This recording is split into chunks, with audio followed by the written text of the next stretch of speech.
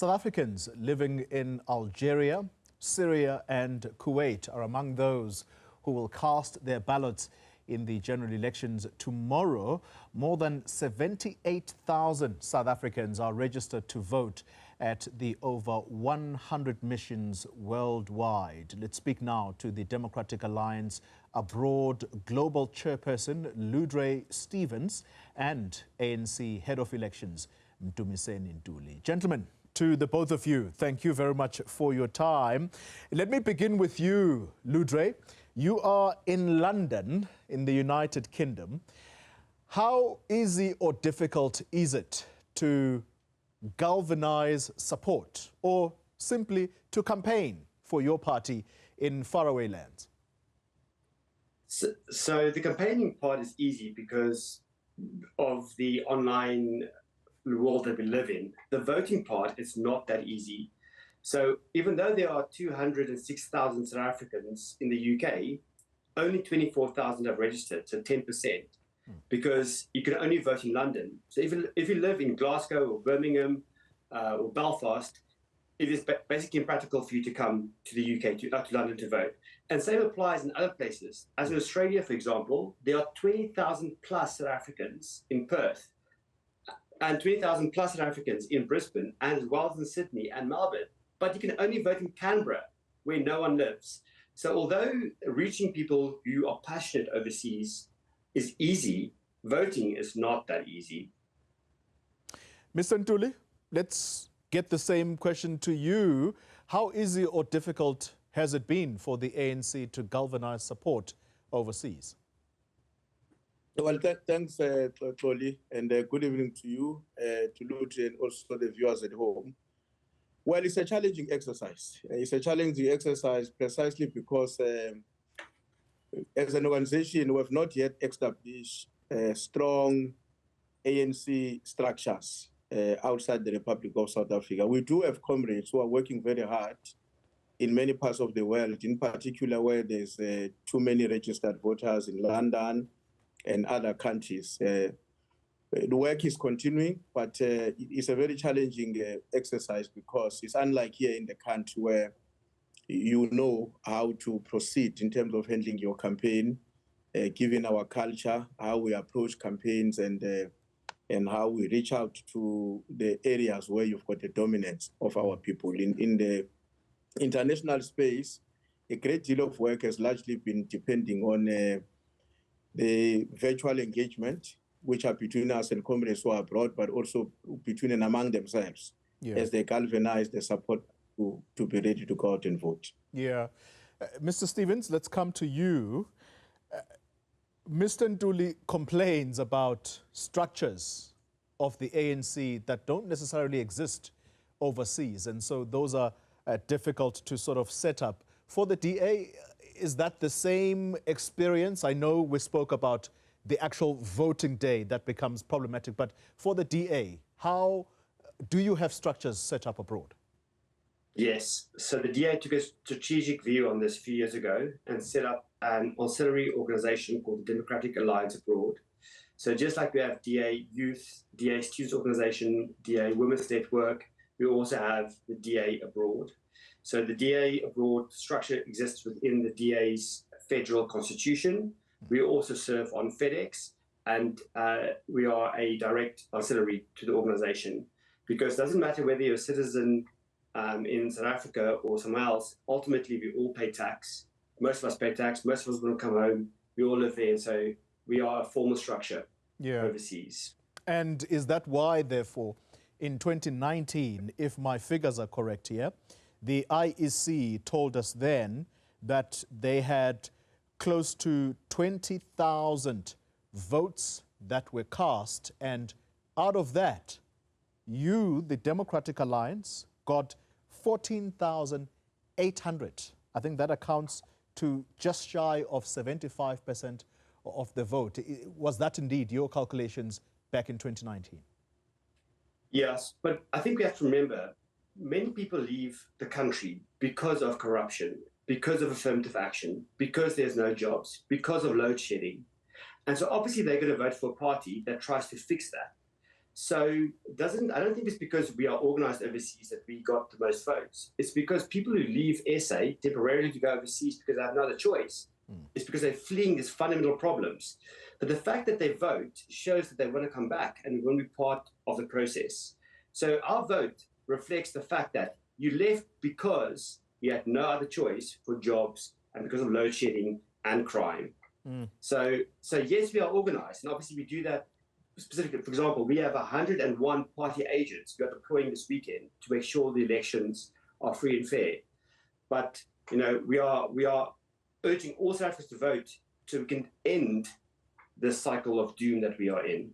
Well, Mr. Ntuli, you get to respond to that because in 2019, you only got 10% of that close to 20,000 votes that were cast. That gave you some 2,153 votes. But feel free to respond to Mr. Stevens because he says that South Africans who've left this country, it's in part because of the lack of jobs and the issue of corruption. Well, as I said earlier on, I think our major weakness as the ANC in terms of our capacity to attract more votes among South Africans who live abroad is the fact that we are not organized in the similar way we are in the country. We have comrades, we have activists who are dynamically connected to the ANC in the country, but equally among themselves in different missions and different parts of the world. But they are not organized in a traditional way that the ANC does its organization. They are not formed into various branches, regional, provincial, and maybe with a connection to the National Executive Committee. That, in my view, has had an impact on the capacity of the ANC to effectively campaign in the international space. So I don't share the view that, in fact, I think it's highly unscientific that everybody who leaves the country have done so because they are opposed to affirmative action, they are opposed to, they are concerned about the issue of jobs, load shedding. It may very well be that there are people who have made that decision on the basis of those issues. But how they decide to vote, wherever they are, cannot really be on the basis of how they departed the country. The choice that people make in terms of who they are going to vote for in each election is informed by circumstances of the time as opposed to what had made them to leave the country in the first place. So I don't share that view that if you left South Africa in 1994 and you are still voting wherever you are, or in 1999, the issues that are obtaining today may have not been there, were not there at that time. But if you decided then you're going to vote for this particular party and you continue to do so, you can't then say today that vote is a protest of unhappiness because of how that person left the Republic of South Africa. Yeah. Let's then talk about, because I'm wary of allowing a campaign process on this platform. Let me stick with you for a second, Mr. Ntuli.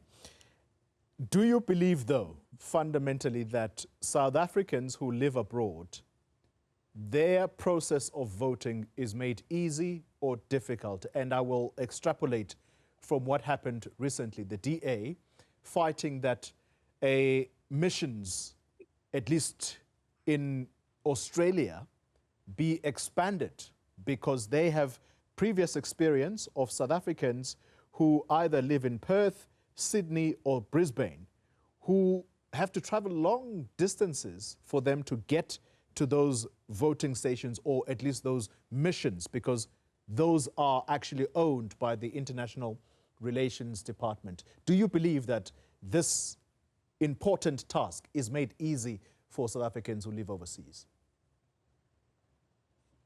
Elections actually do not come every week or every day. They come once in a while, every 5 years. And certainly there is a way in which as a country we have organized ourselves and the manner in which we relate to the rest of the world, where our missions are based and where South Africans who live abroad interact with those missions and have the possibility to access them for purposes of exercising their democratic rights. Our own view as the ANC is that the current system which we've been using over the past elections or the past years is a system that, in our view, is still appropriate and sustainable. All that has to happen is that patriotic South Africans who happen to be abroad at the time at which voting is taking place obviously get to know long ahead of time that the voting is going to take place on such a date. And therefore, as patriots, they have a responsibility to prepare themselves in order to ensure that they live up to the commitment of voting for the party of their choice. So that is why, as the ANC, we are content with the current system. All that has to be done by us as a party and by our supporters is to prepare better and organize ourselves in such a way that we succeed in our effort to get as many and all South Africans who support the ANC to go out and vote for the ANC. Mr. Stevens, I see you shaking your head vigorously. So what happened was, in 2009, when opposition parties had to go to court to force the government to make voting available overseas, they took a shortcut and they just said, oh, we'll have voting stations where there are embassies. But these embassies are not aligned of where South Africans are based. So, for example, in Australia, Canberra is a capital of the country. It's built in some random place in Australia in order to help be fair internally. But South Africans live in Perth and Sydney and Brisbane. So, number one. For example, also in the UK, people live in Glasgow and Edinburgh and Manchester, and so they're different places. So the government has put an artificial requirement to say you can only vote in the embassies, and they put that into law, and now they are resistant to change that. We are asking, have the voting stations where there are South Africans in numbers. So instead of having Perth, which got 1,300 people registered, I beg your pardon, Canberra, have Perth where there are 20,000 people. Instead of having voting stations where there are 1 or 2 or 3 or 4 people registered, reduce those and places where there are actually people who want to vote. So the current legislation is not fit for purpose.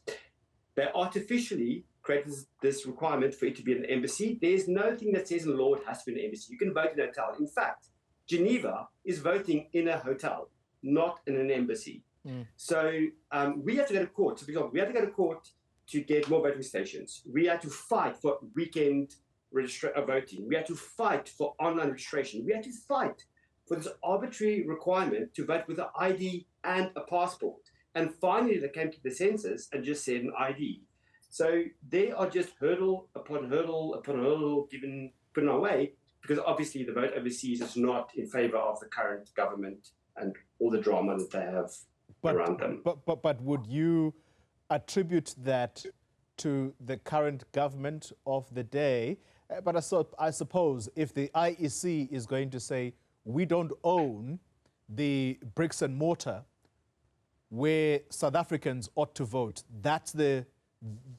those are the properties of the government. So I suppose you're saying that it doesn't serve the current government of the day to establish these, because most South Africans who live abroad anyway don't seem to support the ANC. Is that the view that you are offering tonight? Well, so I think that the ANC government is reluctant to have more voting stations available overseas, and they're hiding behind the excuse that the law says it has to be embassies, which is there's no rhyme or reason for that. I give the example, Geneva's voting in a hotel. So why can't you set up a hotel in Perth with a voting station where there are 20 times more voters than in Canberra? Why not get a hotel in Perth? Why not? If you can do it in Geneva, why not in Perth? Okay. Can I just ask you one last question before I move to Mr. Ntuli? There is also, so you mentioned this year that it would appear the only requirement is an ID document as opposed to a passport that South Africans ought to present at the voting station. Do you know about a VEC 10 form? What is that? Absolutely. So there are two ways for you to vote overseas. The one is you can register overseas with a mission at the same time as the window was in South Africa. So you say, I'm going to vote in Cape Town or Joburg or London. So it's a registration process. However, obviously some people don't live overseas, but they are traveling overseas for work or they're going to be on holiday. And so the VEC 10 process is a process after registration closes that enables you to say, although I'm registered in Cape Town or Johannesburg or Soweto, I'm going to be in London or New York, and I want to vote over there. So it doesn't move your voting station forever and always. It just says, I want a special vote at this location.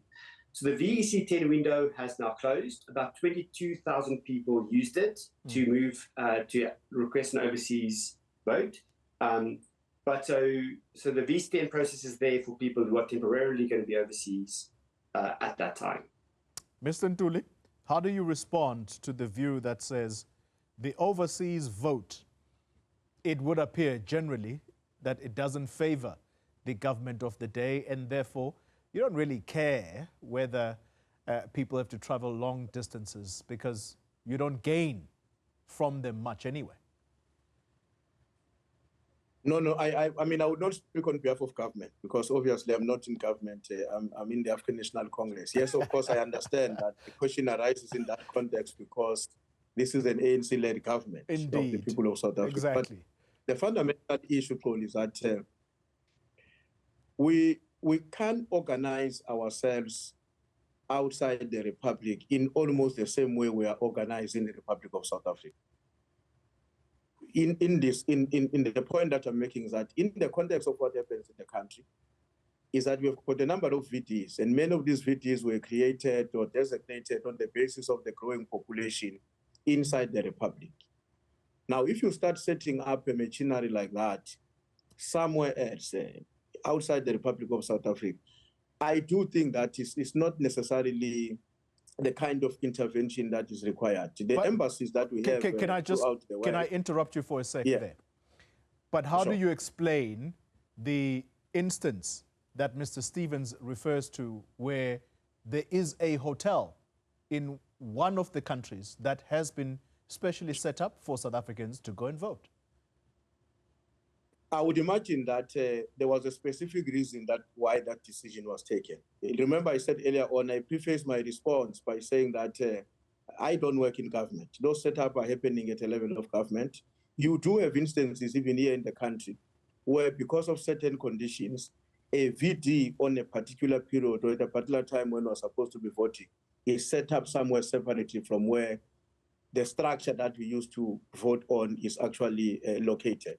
So I don't know the circumstances under which that decision was taken, but I would imagine that because that was never objected, challenged, and reversed by the court of law in the country, there were acceptable reasons why that kind of a setup should be done. But we can't then want exceptions to be normalized. And I'm sure that exception comes with its own challenges in terms of the actual setup, maybe the cost associated with that machinery that the IEC has to put in place for that work to be undertaken. So why must we make that a common feature of what happened outside the country? I don't think that there is a justification. South Africans who are living abroad, like I'm saying, Ntuli, they know, as I do, that 5 years' time there's going to be voting. And because I live in this country, other than South Africa, and I want to participate in the election, I've got to organize myself in such a way that allows me to exercise my right to choose the government of the day. I don't think we should be making a system that is going to say every year we must demarcate, designate new VTs and new areas because there's a growing population of South Africans in this and that area as opposed to where it was the other time when we went to election. I don't think that mechanism is sustainable. Mr. Stevens, very quickly before I ask the final question. Absolutely. So I totally agree with Ntuli. We have to be reasonable and practical about this. But consider this.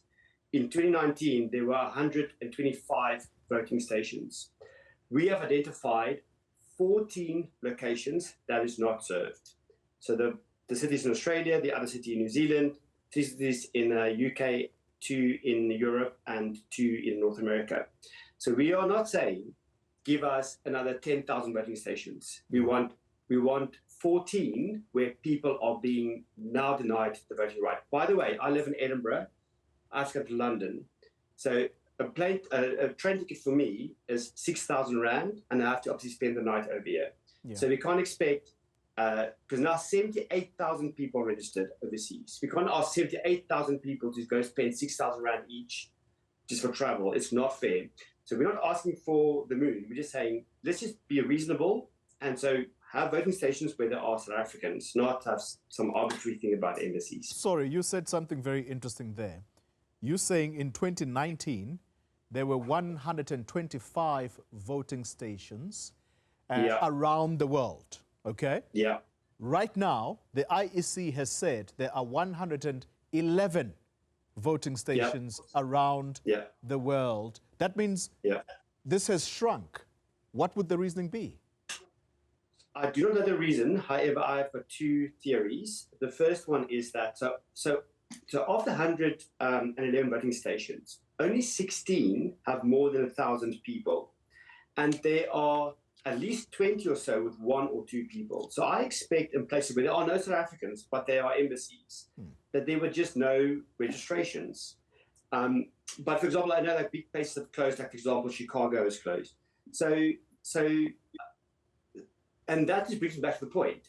So now, in this election, there are 10 stations with 2 or 3 people only, right? That had to get training, had to get ballot boxes being sent to them, had to have diplomatic bags arranged for them. All right. So same thing with Canada, with Australia. Send 2 of the DIRCO staff from Canberra to Perth and go set up an hotel. Doesn't cost you any more money. All right. It is just a reluctance of this current government to have to serve South Africans because they're just not able to do it anymore. Where there's power or water or voting, they just lost. Final question to you quickly before I go to Mr. Ntuli.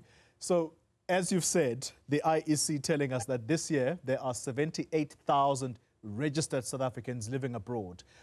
Yeah. What are your chances? What do you think you're going to get out of that as a DA?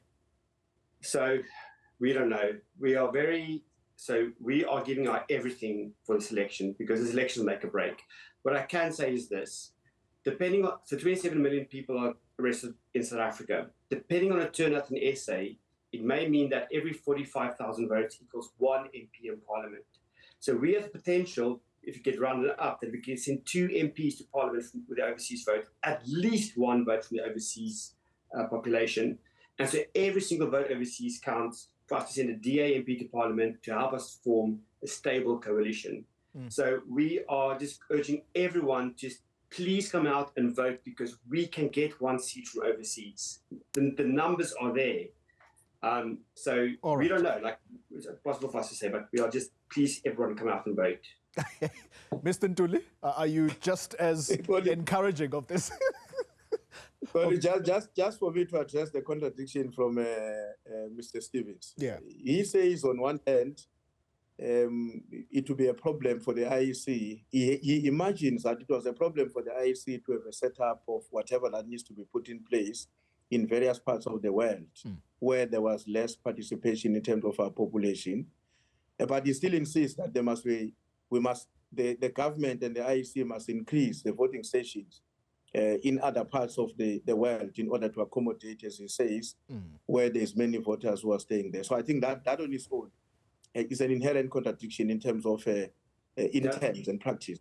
Increase, but you reduce because he's imagining that's a problem, but you must go ahead. But let me address the point that I want to raise. I think, Ntuli, since the beginning of our current term of office, with the International Relations Department of the ANC, elevated to the level of the officials and led by the first DSG of the ANC, I think our records indicate that the year 2023 up to date, we've done exceedingly well to raise the profile of the ANC within the international community. And we do believe that we'll have some positive spin-offs for the African National Congress to get much more better votes than we may have acquired in the past when we go to these elections. And I know as a matter of fact that in the country, the ANC's campaign is geared towards ensuring that we have as many South Africans going out to vote. It's not an issue that it's our primary objective, these elections, that we should get at least a minimum of 20 million South Africans going out on the election day. And we're quite certain that when that happens, then the ANC will emerge decisively, because the more people come out, the more the ANC get the support. It's not that the ANC support is shrinking. It's that supporters of the ANC because of one reason or another, in the past elections, they've decided not to go out and vote. And in this time around, I think the country is highly energized and the ANC is going to emerge victorious. Gentlemen, I'm completely out of time, but I have to squeeze this in because it actually does make sense. My next conversation is about South Africa, the government, going to the ICJ to plead with that court for Israel not to get into Rafah. Very quickly from the ANC, what is the stance there? Do you 100% support the government in this regard? Very, very briefly. Sure. That position is quite correct, Ntuli. And this is a position that the movement has adopted for many decades, long before we even became a governing party, that we would never be free as South Africans unless the Palestinian people are also free. All right. And of course, whatever that we've done and is being done by the ANC-led government is consistent with that historic position of the movement. Mr. Stevens? The DA is fundamentally anti-war, and we fully support a two-state solution for Palestine. They deserve to be safe. Ludré Stevens from the DA's Abroad Global chairperson, talking to us about the first batch of South Africans who are going to be voting tomorrow. And Mdumiseni Ntuli is the ANC's head of elections, talking to us there about their chances in the upcoming vote.